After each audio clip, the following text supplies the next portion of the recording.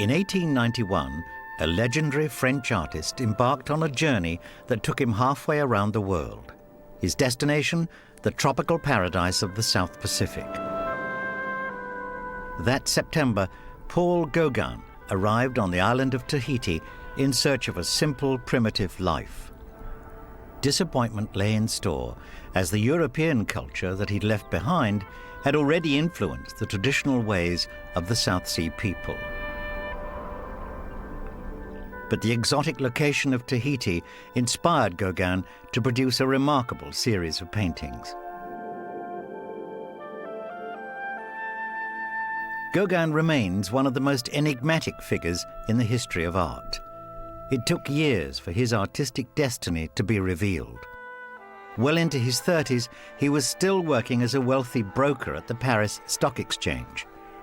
But when he decided to become an artist, he committed himself 100%. He left his family, suffered poverty and sickness, attempted to commit suicide, and died prematurely on an isolated Pacific island. But the revolutionary images he created had a massive influence on the artists of the 20th century and beyond.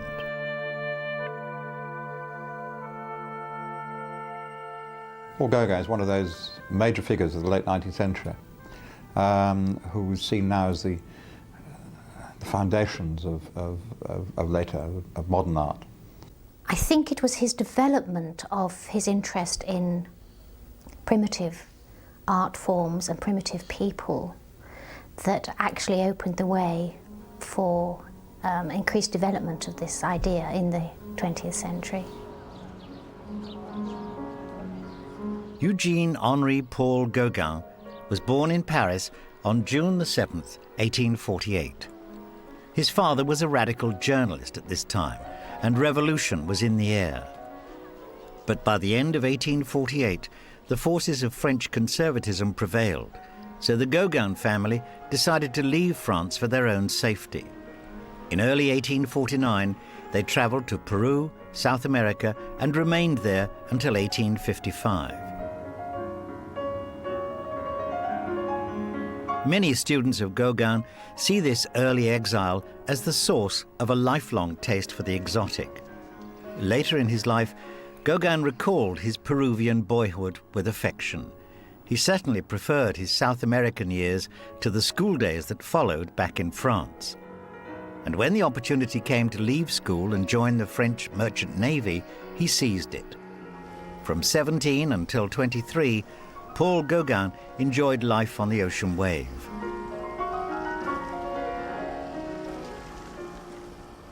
During this period, his mother died, and the stockbroker Gustave Arosa was appointed as his official guardian.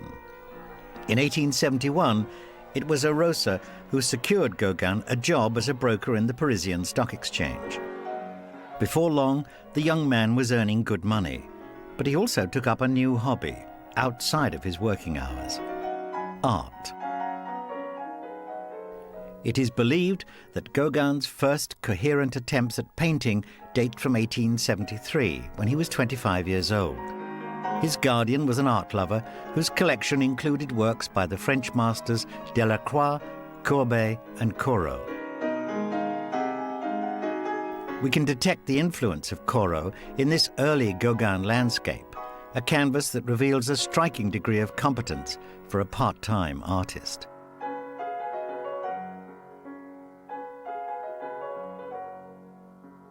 Art was still just a hobby for the creator of this calm, unassuming image. In the years that followed, everyday responsibilities occupied most of Gauguin's time. At the end of 1873, he married a Danish woman, Mette Gad, and the couple had 5 children. By the end of the decade, Paul Gauguin was the head of a wealthy Parisian family. Gauguin also built up a substantial art collection, but his taste was more contemporary than that of his guardian. In the late 1870s, he bought works by Monet, Renoir, Degas, and the other artists who became known as the Impressionists. And he had special regard for an Impressionist artist who became an associate, a friend, and a strong influence upon his own work. Camille Pissarro. Pissarro was enormously important to Gauguin. He took him under his wing, as he did so many young artists, of course, and invited Gauguin to come and paint with him in 79, 81, and after that as well. And he encouraged Gauguin to become interested in and start painting in the Impressionist way, lightening his palette, small brush strokes, and so on. It was much more, I think, Camille Pissarro's attitude, taking the contemporary and the urban contemporary, for that matter, which was important, and encouraging, not encouraging to paint like Pissarro or to paint like anybody else, but to paint like what he was capable of doing himself, in other words, to be Gauguin. Pissarro's influence can be seen in this Gauguin landscape from 1879, entitled The Market Gardens at Vaugirard. We can immediately see that this is a more animated image than his earlier Corot-influenced work. The palette is bolder and more impressionist, though we are still a long way from the revolutionary colours of the artist's later works.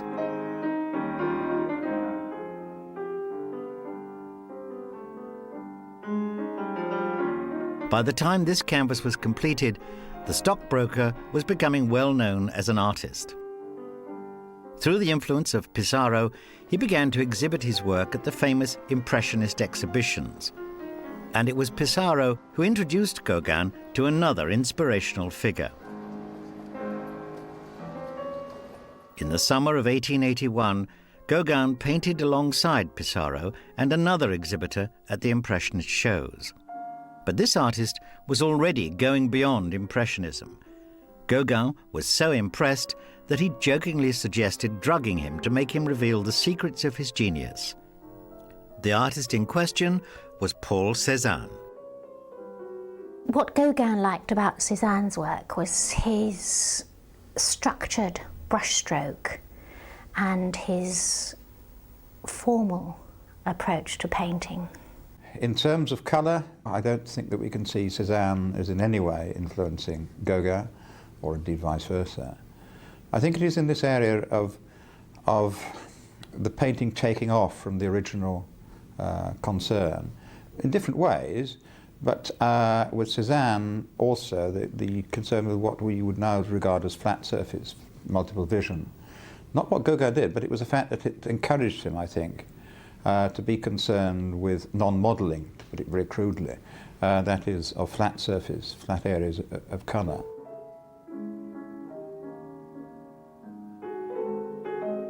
By 1882, Cézanne's work took pride of place in Gauguin's collection of art. But the amateur painter now had to consider his future. He told Pissarro that he wanted to paint for a living, and when the Paris stock market crashed, Gauguin made the fateful decision to devote himself to art. He began his professional career with canvases such as Entrance to a Village, but pictures like this failed to find buyers, and before long, the artist's money began to run out. In August 1884, the frustrated Madame Gauguin decided to return to her own family in Copenhagen. By the end of the year, her struggling husband had joined her. Gauguin's troubles were now beginning. In the Danish capital, he took a mundane job with a tarpaulin company, but he was soon frustrated with his work, his wife's family, and Danish society in general. By June 1885, he was back in Paris with one of his sons, having left the rest of his family behind. The winter that followed was the worst of his life. Just 2 years previously, Gauguin had enjoyed a high standard of living in a fine Parisian home. Now, he was reduced to miserable rented accommodation as he worked as a bill poster to pay for treatment for his sick son. He also began to sell off his art collection, but with one strict condition. His beloved Cézannes were not to be sold. By 1886, Paul Gauguin's art had taken over his life, and he rarely saw his family again. In the spring, he exhibited at the 8th Impressionist exhibition. It was also the last. Artists like Monet and Renoir were already going their own way, and at the 1886 exhibition, it was the Neo-Impressionism pioneered by Georges Seurat that proved the biggest talking point. It wasn't only in painting that new artistic thinking found expression. In literature, a group of writers, led by Albert Oriot, argued that art of any sort should not have to reflect the physical external reality of things. In a popular phrase of the time, they were anti-naturalist. Instead, they saw art as the imaginative vision of the artist, whatever the result of that might be. This was the birth of symbolism, and when the symbolist movement expanded into visual art, it was the work of Paul Gauguin that was celebrated the most.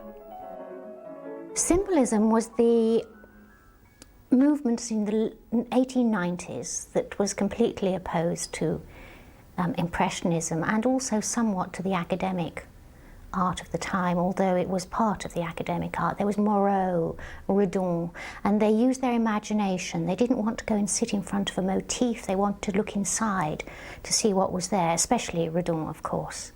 And Gauguin became interested in the meanings of paintings from about the 80s on because he was interested in theory and religion and also in folk art and primitive art.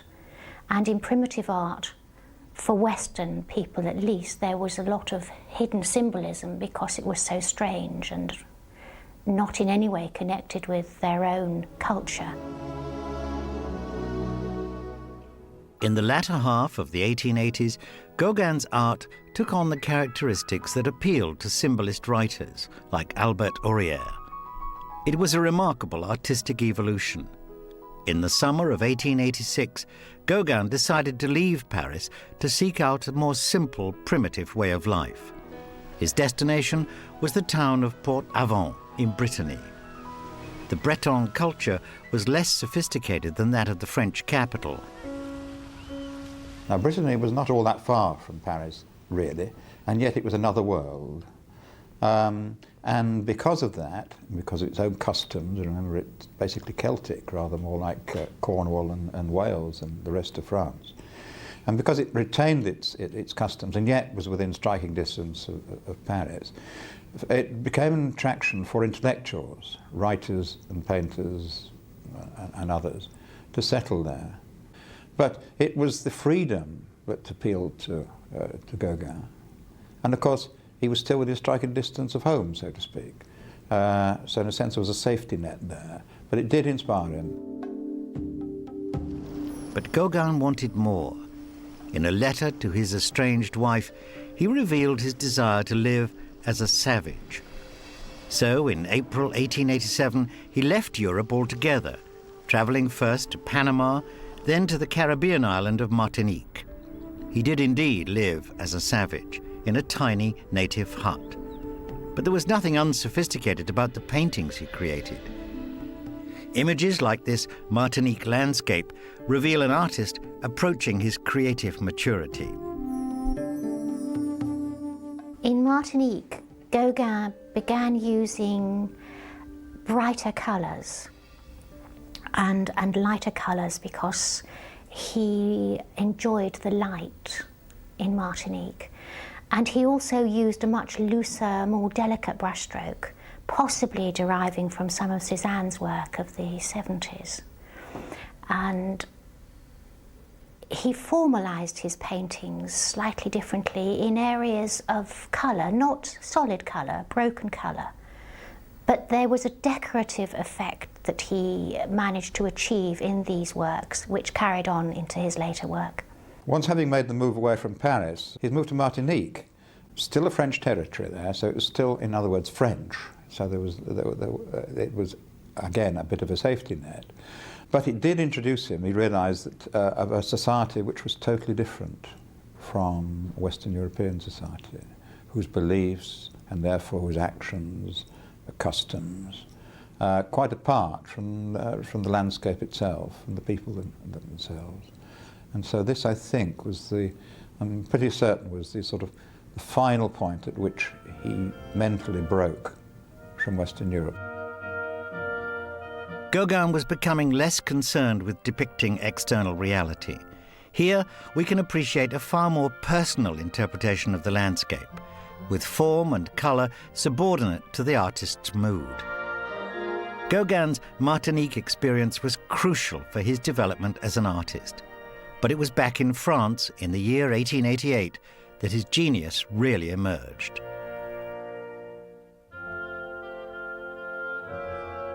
From February until October, Gauguin remained in Brittany, painting canvases like this simple peasant scene.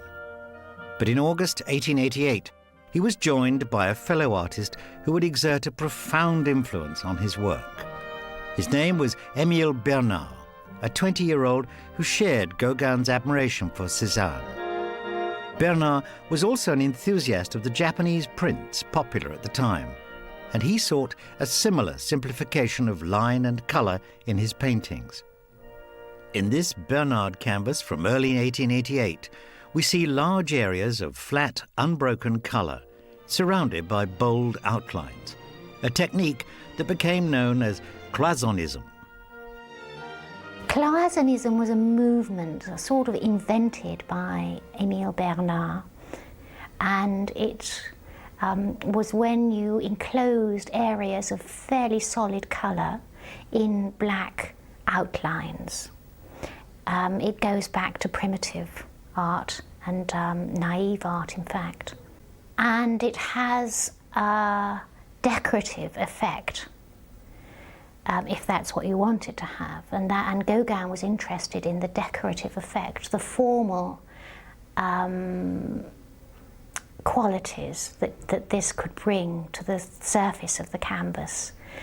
It wasn't a way of painting where you had shadows or depth particularly. It was a little bit like Art Nouveau in the fact that it wanted some decorative effect on the onlooker. Émile Bernard canvases such as this proved vital for the art of his friend Gauguin. We can see this as an early symbolist image, but it was Gauguin who came to be seen as the founder of the symbolist school. The main reason was this impressive canvas completed in autumn 1888. This is The Vision After the Sermon, a painting very different to the peasant scene created just a few months earlier. It is still nominally a scene of Breton life. A group of peasant women have just listened to a sermon describing the biblical story of Jacob wrestling with an angel, and they imagine that the scene is being played out before them. Here we see the symbolist approach in its strictest sense. The women are visualizing a fight, so the artist covers the canvas with a bloody vermilion to express the idea. This suggestive use of colour is a key feature of Gauguin's mature work. Around the time he completed this dynamic image, he expressed his artistic thinking in simple terms. Ideas dominate technique. With this great canvas, he put his theory into practice. Vision After the Sermon is one of the works which was produced as a result of his sojourn in Brittany, picking up on the native customs, dress customs, bringing in this area of flat colour. It also shows, again, with Gauguin, what was to be very important, that is, it's the ideas, as with symbolism, the ideas which are conveyed. In other words, the work takes off, in a sense. And this is a manipulation of colour, of form, of the external subject matter, composition, because of the conveying of ideas. On the right-hand side is the figure that appears to be of a local minister or something. And it seems reasonable to assume that there was a sermon that day at the morning service, and they'd gone in their Sunday best, the people of the village. And this was, again, rather like Rousseau's dream, that this is the ideas which were in the heads of the people who had listened to that sermon. The vision after the sermon was Gauguin's first masterpiece, and it came to be seen as the very birth of symbolist painting. But at the time of its creation, the artist was still struggling with poverty. So, when a Parisian art dealer offered him the chance of a regular monthly income, he welcomed it. There were two conditions for this arrangement. Firstly, Gauguin had to paint this enigmatic self-portrait. Secondly, he had to move to the south of France to stay with the dealer's artist brother. And so, in October 1888, Gauguin arrived in the Provençal city of Arles to join Vincent van Gogh. The Dutch artist's intention was to form an artist's colony, and Gauguin was to be his first fellow colonist. It was a bold idea, but the result was a disaster. Van Gogh was really intense, and this had built up into a thing where he felt that he would wish to start a colony of artists, intellectual artists, but with Gauguin as their master, their supreme head. And he set about doing it, just as he thought he did. So he started it. He started decorating rooms and getting furniture for Gauguin and so forth. And then persuaded him to come down. A bit reluctantly, one thinks, really, but nevertheless Gauguin did. But it didn't last long. He couldn't put up with the intensity, I think, of Vincent. At first, the concept of the artist's colony appeared to bear fruit. Both painters were interested in the suggestive power of colour. With his famous Night Café, Van Gogh sought to convey a sense of darkness and foreboding by his intense use of red and green. By comparison, Gauguin's own version of the same scene appears less revolutionary. But his work in Provence did reveal the bold innovations that he had taken up in Brittany. With this portrait of Van Gogh painting sunflowers, we see a highly simplified colour scheme in a flat, almost claustrophobic image that may reflect the troubled relationship between artist and subject. In December 1888, Gauguin and Van Gogh came to blows. On the very day this canvas was completed, a fierce argument took place and Vincent attacked his friend with a razor. With good reason, Gauguin fled. Shortly afterwards, he discovered that Van Gogh had cut off his own ear. There are different versions of this. The one we tend to rely on is Gauguin's version, but it was after the event, and it's possible he was justifying himself. He said that Van Gogh attacked him, but it's not quite clear whether this was actually the case or not. But Van Gogh was certainly feeling destabilised because Gauguin had said that he was going to leave. But then Van Gogh cut his ear off, and this is what really made Gauguin leave. He felt he couldn't be with a madman any longer. Van Gogh's self-mutilation marked the end of his dreams of an artist's colony as Gauguin returned to Paris in haste. Just days before, Van Gogh and Gauguin had visited the town of Montpellier to admire the works of Courbet on show there. Gauguin especially admired the well-known Bonjour, Monsieur Courbet, a painting that inspired his own very different Bonjour, Monsieur Gauguin, early in 1889. Gauguin could have intended to convey an idea of loneliness with this sombre image. He was still an obscure figure at the time and living in poverty, a situation which an 1889 exhibition of his work did nothing to change. This was the so-called Volpini exhibition, an unofficial event for radical artists like Gauguin, Bernard, and Emile Schuffenecker, an old friend from the stockbrokers who had also turned to painting. The Volpini show was prompted by the World's Fair, the great Paris exposition whose legacy lives on in the shape of the Eiffel Tower. Gauguin must have hoped to find buyers amongst the millions of visitors who attended the fair. But his hopes were in vain. None of his 17 exhibited works were sold. But the World's Fair event did have its compensations. The critic, Albert Aurier, wrote a favourable article about the Volpini exhibition, and the fair itself proved inspirational for Gauguin. He loved the many reconstructions of exotic, faraway places. He was also interested in the many exhibited examples of native art. Gauguin was fascinated by so-called primitive art. His admiration for Japanese prints was typical of the time. But his enthusiasm for non-European art was stronger than most. In 1888, he created this woodcut whose title translates as "Be in love and you will be happy." Here, Gauguin has incorporated the figure of a Peruvian mummy. This was a bold move, preempting a fascination with native art that influenced many great artists in the decades that followed. That was part and parcel of the great movement of other influences coming in, which encouraged people like Picasso, for instance. Picasso had in his studio a number of masks from different carved masks and artifacts from different parts of non-European cultures, and similarly other artists as well. So it's really sort of, he physically was there as part of it. He tried to become absorbed with it, to Gauguin, become part of it. He never became part of it. He was always regarded as an outsider, I feel. Gauguin's enthusiasm for native art began when he was working at Le Poldou in Brittany, and he became interested in the stone figures of Christ that were dotted around the countryside in little shrines, and this led him into appreciating other primitive forms of art, oceanic art, of course, eventually.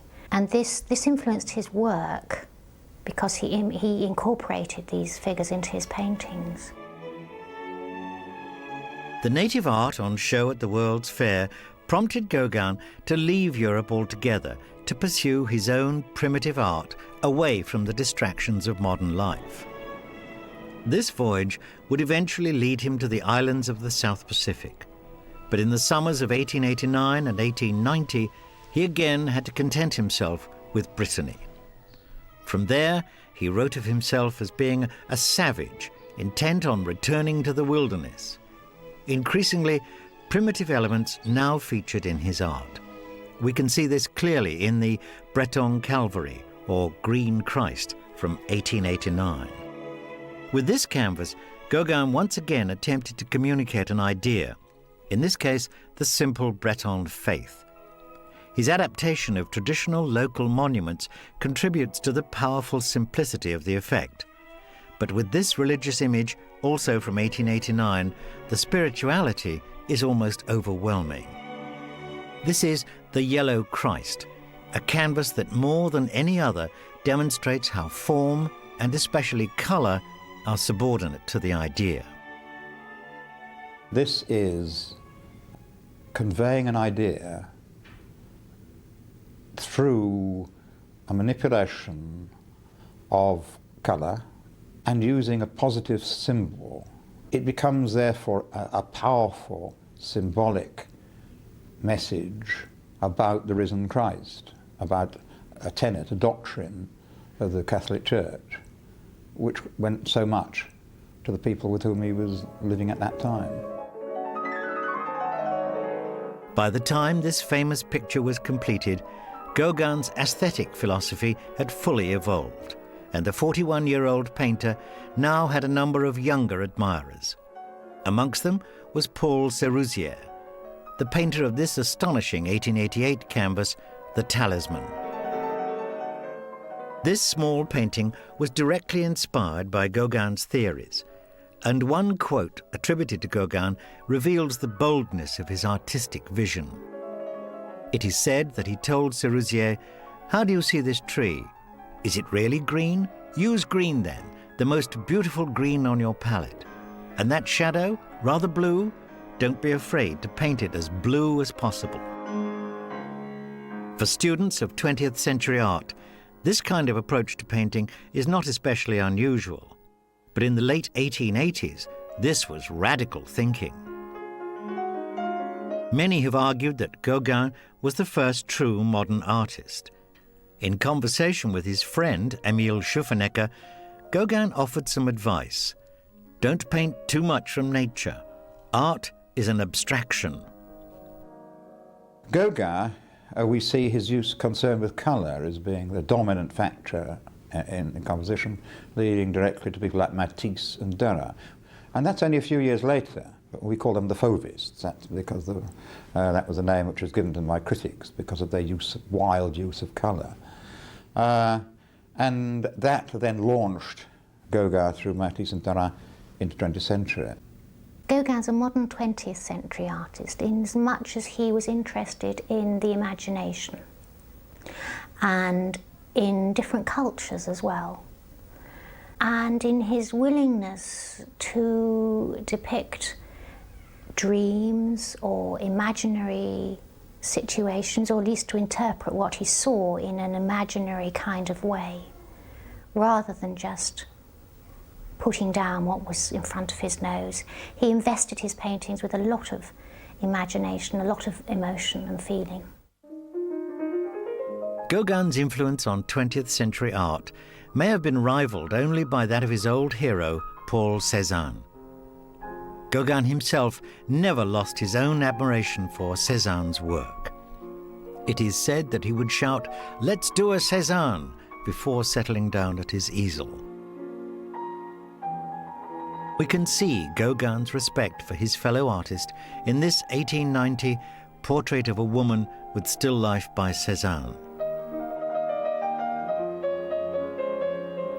At the time, Cézanne was still an obscure figure, living a life of self-imposed isolation in his native Provence. Shortly afterwards, his great admirer also decided to withdraw from the mainstream world. Gauguin certainly possessed a lifelong fascination with exotic, distant lands. He made up his mind to leave France forever and travel to an island in the South Pacific Ocean, Tahiti. We do know that there was this background, his Peruvian background, his increasing being disconcerted by the contemporary society in which he lived, the breakup of his marriage to his very respectable Danish wife, who was in effect abandoned. She went off to home with most of the children, apart from one son, then he went. He was therefore cut off. He'd given up his job, he'd lost his wife and family. The attractions of going abroad again after the Martinique experience must have been quite attractive. His attitude towards Tahitians was actually very typical of his time. In other words, it was fairly racist. I think he saw them as simple people, and perhaps he thought this would suit him better than the difficulties of living in a society where nobody appreciated him at all, or seemed not to appreciate him. By early 1891, Gauguin was ready to make his 10,000-mile voyage to the South Seas. He was leaving on a high note. Prior to his departure, he sold 30 paintings for the impressive sum of 10,000 francs. He was also praised as the founder of symbolism in an important article by Albert Auria, and on March the 23rd, he was honoured with a banquet at the Café Voltaire in Paris. A week later, he boarded a ship in the port of Marseille and left France for the Paradise Islands of the South Pacific. It is for this amazing relocation that Gauguin may be best known today. In June 1891, he arrived at Tahiti, arranged accommodation in a simple plank house, and began to paint the tropical scenes that surrounded him. This Tahitian landscape dates from the artist's early weeks on the island, and its bright, almost decorative colour can be seen as conveying the simple idea of the exotic. It's also easy to consider this to be an image of paradise. We can see this in Gauguin's early paintings of the Tahitian population, especially the island's women. One of the reasons that Gauguin chose Tahiti was his belief that the local women were unusually free with their affections. Before long, his opinion was to be confirmed. Shortly after his arrival on the island, Gauguin married a local girl called Tehamana. She was just 13 years old. Despite this, Tahiti was not the real paradise that Gauguin had hoped for. A century of European intervention had all but destroyed the old native way of life. The Western clothes of the Tahitian girl in this 1891 portrait give an indication of this, as do Gauguin's many paintings of Christianity as practiced by the native population. One canvas depicts two young women performing the Hail Mary, and their faith is rewarded by a vision of the Madonna and Child, just as the Breton peasant women experience their vision of Jacob in the artist's first masterpiece.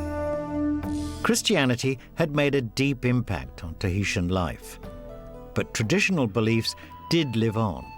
In this memorable picture, Gauguin depicted a conversation between the Tahitian moon goddess Hina and the earth spirit Fatu. Gauguin may have exaggerated the survival of old Tahitian beliefs in order to boost his own image as the ultimate primitive artist. But we know that the inspiration for this canvas was entirely authentic.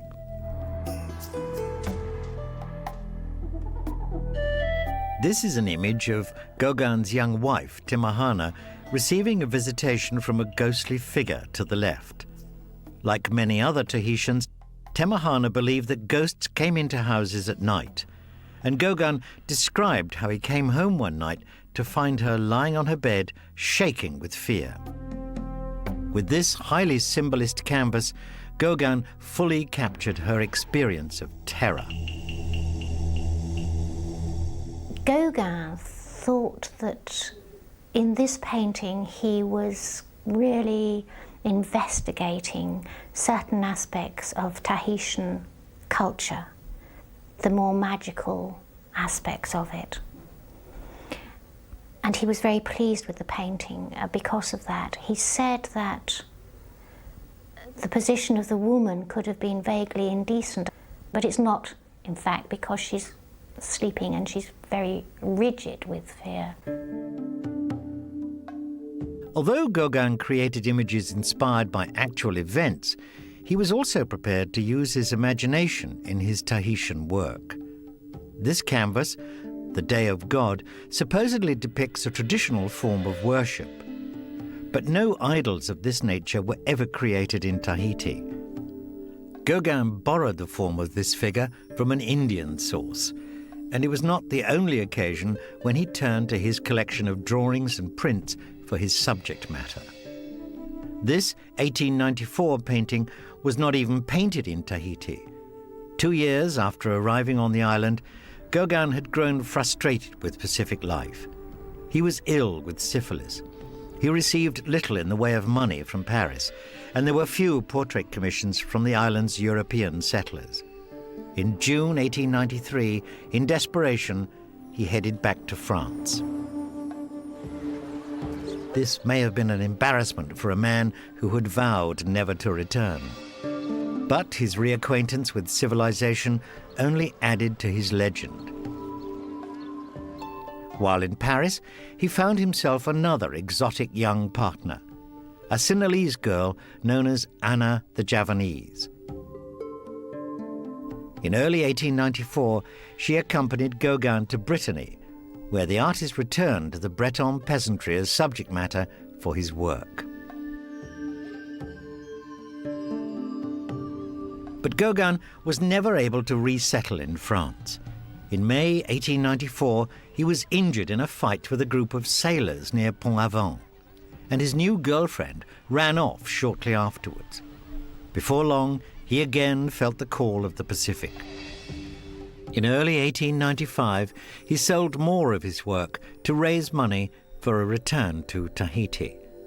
This time, the sale was a failure, but an article published by Gauguin to promote the event was nonetheless revealing. In response to a critical review of his work, he referred to a conflict between the establishment civilization and himself, the barbarian. The idea of Gauguin as barbarian is an enduring feature of his legend. The extent to which it was actually true is still discussed today. The criticism of the late 19th century artists, particularly people like the Post-Impressionists and so forth, was often pretty virulent, sometimes crude, and names are stuck sometimes. There was a period, and certainly at the time, when what Gauguin was doing was regarded as barbaric, and therefore he was, I think, believed, actually called a barbarian. It's a difficult word to understand what it means, because at the time it would have meant the fact that it was going against all that was civilized, and therefore it was barbaric in that sense. I really can't understand the use of that word subsequently. It seems to be meaningless now. It's a historic fact that it was used about him and his work, but nowadays I just don't think that it's a relevant word to use. I wouldn't like to use the word barbarian at all, for anyone in fact, unless they were completely mad. I don't think Gauguin was completely mad. I think he had problems reconciling his French upbringing with his Spanish inheritance, if you like, which is partly why he was interested in going back to his Spanish roots, if you like, in these primitive works of art, and exploring a more romantic part of himself than the French would allow, something much more basic than French culture. Whatever our views on the supposedly uncivilized figure of Gauguin, his second trip to Tahiti marked a final severance from Western society. On June the 29th, 1895, he left Paris for the last time. He would never return to France.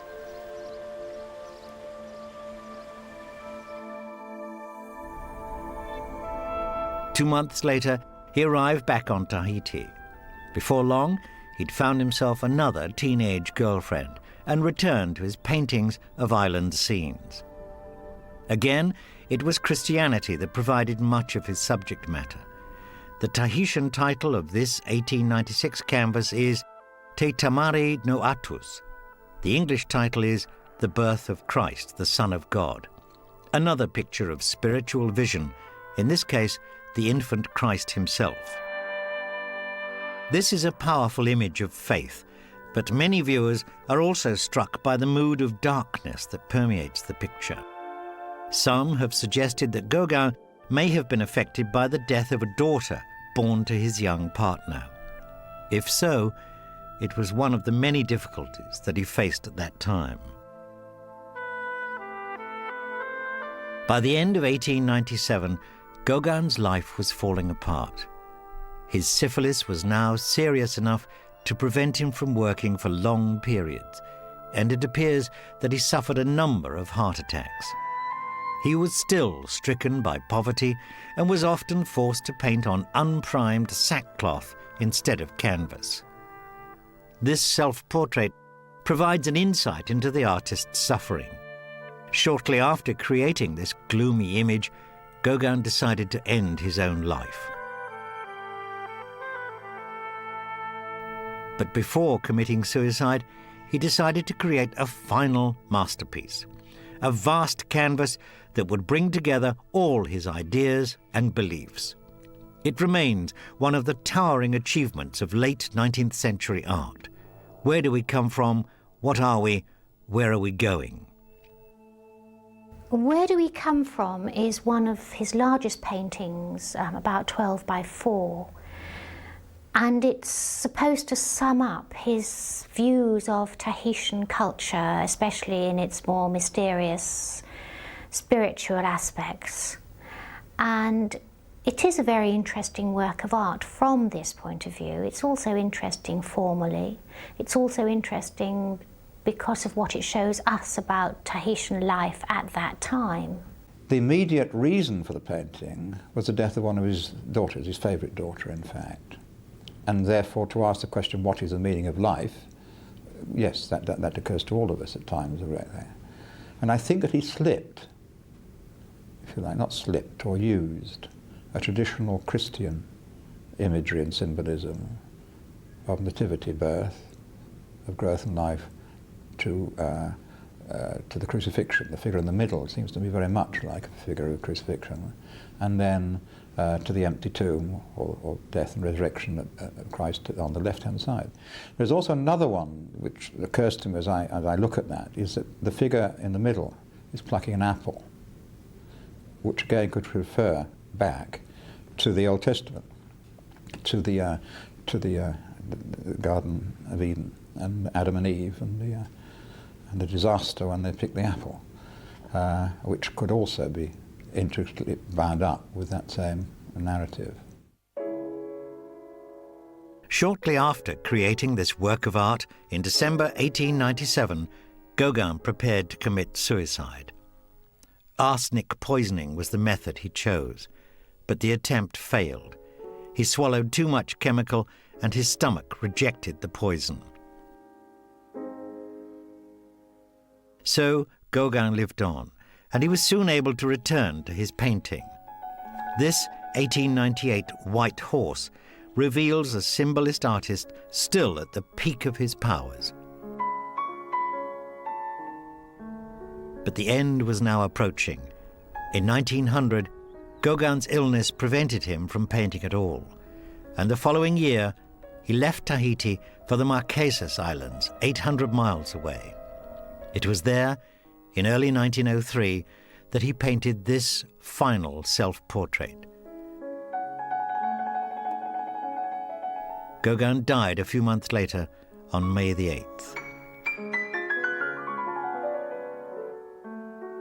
In the course of his 54 years, Gauguin had travelled the world for the sake of his art.